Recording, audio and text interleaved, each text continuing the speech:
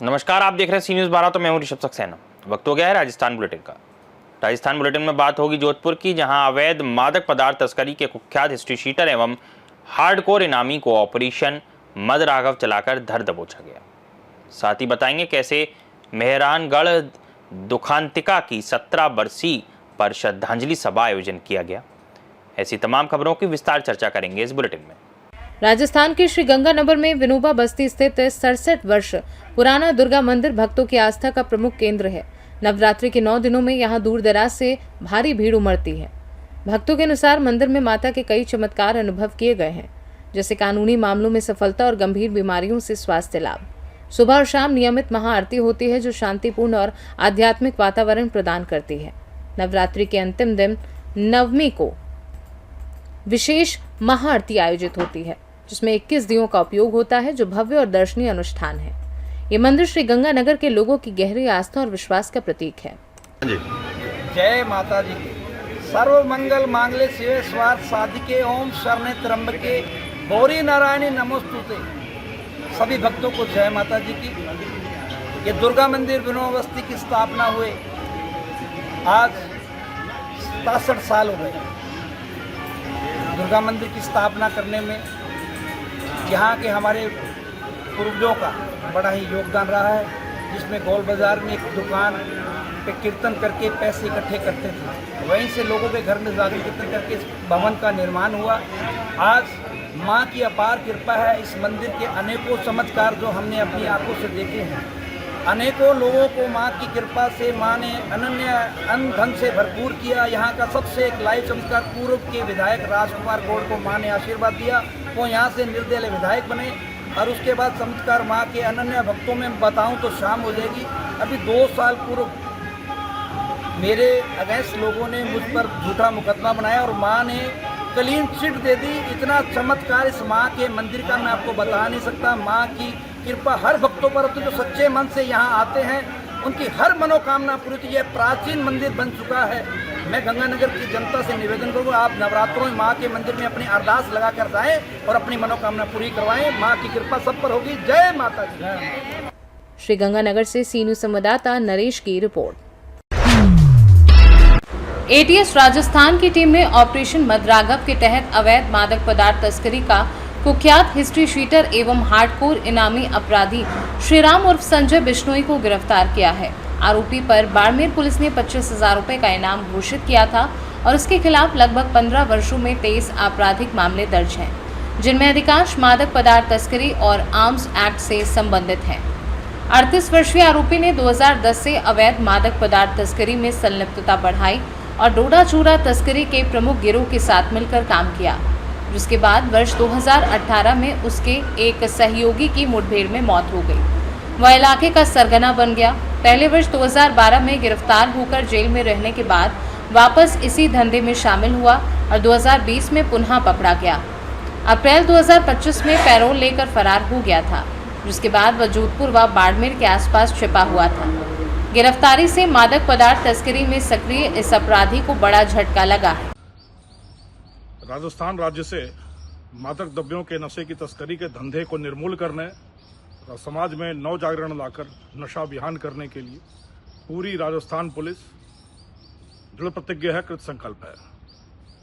और उसी क्रम में एक नए कार्यबल, विशेष कार्यबल ANTF, anti narcotics task force का भी गठन अंतिम दौर में है और एटीएस की टीम भी कंधे से कंधा मिलाकर एएनटीएफ के साथ लगातार संयुक्त कार्रवाइयां करते हुए नशे के कारोबारियों को ध्वस्त करने में अपना योगदान दे रही है। उसी की अगली कड़ी के रूप में ऑपरेशन मदराघव चलाकर अंतर्राज्यीय कुख्यात तस्कर श्रीराम उर्फ संजय पुत्र बरिंगाराम निवासी गुड़ामालानी बाड़मेर, जिस पर 25,000 रुपये का इनाम घोषित था, जो पिछले 15 वर्षों से तस्करी के धंधे का किंगपिन बना हुआ स्वयंभू सरगना बना बैठा था। करीब 23 मुकदमे पिछले 15 वर्षों में दर्ज हैं। लगातार इस धंधे की कड़ी से कड़ी जोड़ता हुआ कुख्यात सरगना बनकर मेवाड़ और मारवाड़ दोनों क्षेत्रों में कुख्याति का पर्याय बना बैठा था श्रीराम। पिछले 6 महीनों से यह पैरोल से फरार होकर फिर से अपने धंधे को जोड़ने में, पुराने गैंग को जोड़ने में और कारोबार को फलाने फुलाने में लगा हुआ था। इतना शातिर अपराधी था कि न यह मोबाइल रखता था, न ही किसी से सीधे संपर्क में रहता था। पर ऑपरेशन मदराघव चलाकर जब एटीएस और एएनटीएफ की टीमों ने संयुक्त रूप से इसके खिलाफ छानबीन शुरू की, कुछ उसके पुराने गैंग के मेंबर्स को फोड़ा और उन गैंग के मेंबरों को जब इसने मिलने के लिए किसी एक विशेष जगह पर हिसाब किताब करने और धंधे को आगे बढ़ाने के लिए मीटिंग के लिए, बैठक के लिए बुलाया, तो यह सूचना हमारे पास आ गई और वहां जाकर इसको खदेड़कर दबोचने में सफलता मिली।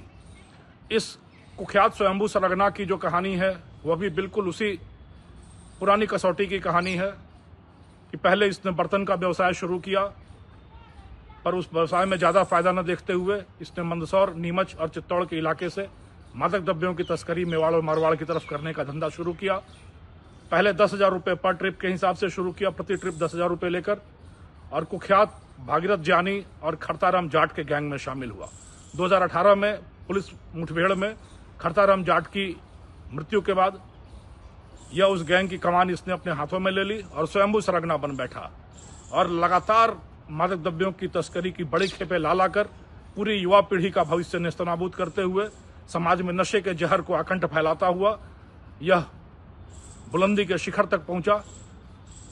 2020-21 में एक मामले में गिरफ्तारी होने के बाद 4 साल जेल में रहने के बाद अप्रैल महीने में पैरोल से फरार हो गया और फिर से इसने अपना धंधा शुरू कर दिया।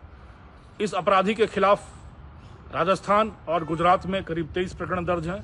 राजस्थान के 8 जिलों जोधपुर, बालोतरा, बाड़मेर, जालौर, सिरोही, प्रतापगढ़, चित्तौड़, राजसमंद जैसे 8 जिलों में इसके खिलाफ 23 प्रकरण मादक द्रव्यों की तस्करी से संबंधित दर्ज हैं।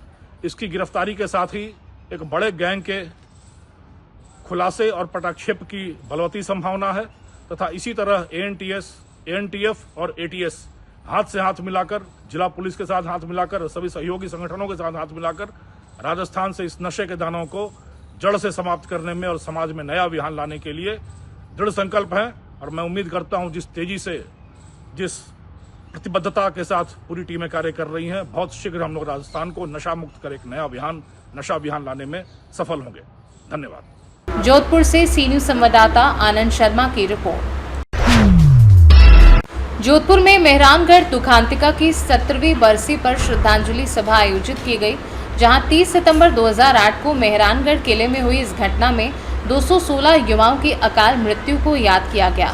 उस दिन पूरे शहर में मातम छा गया था और शमशान घाटों में चिताएं जल रही थी। वहीं पीड़ित परिवार आज तक न्याय के लिए संघर्षरत है और चोपड़ा आयोग की रिपोर्ट सार्वजनिक कराने की मांग को लेकर राजस्थान उच्च न्यायालय के समक्ष और सड़क पर निरंतर लड़ाई लड़ रहे हैं।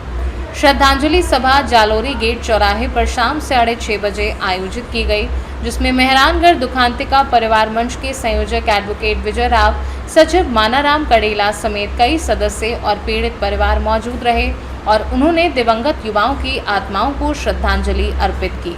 हमारी सरकार से ये आशा है कि चोपड़ा आयोग की, हमारी सरकार से ये मांग है कि चोपड़ा आयोग की रिपोर्ट सार्वजनिक कर दोषियों को शीघ्र से शीघ्र सजा।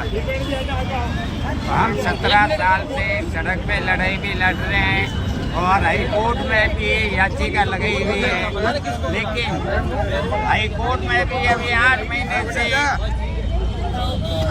महीने से कोई पेशी नहीं हुई है और ये सरकार का दबाव है और इन्होंने विधायक और नेता लोग कभी हमारी ये बात सुनी नहीं है।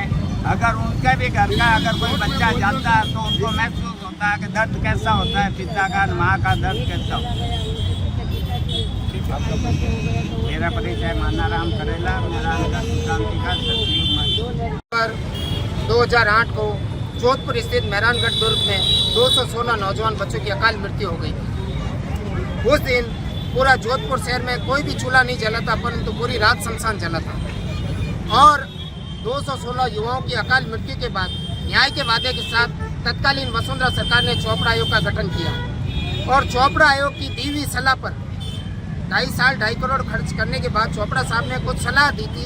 उस सलाह के आधार पर महिला आयोग का गठन किया गया और आजकल जो भी महिला या भीड़ भाड़ वाले धार्मिक आयोजन होते हैं वहाँ चिक चेक मेडिकल जो सुविधा है वो सारी उपलब्ध है। परंतु उनकी दी हुई सलाह पर तो महिला आयोग का गठन हो गया, परंतु उन्होंने जो चोपड़ा आयोग की रिपोर्ट दी तत्कालीन अशोक गहलोत सरकार को, यानी एक सरकार से दूसरे सरकार में, और 17 सालों बाद भी चोपड़ा आयोग की रिपोर्ट सार्वजनिक नहीं की जा रही।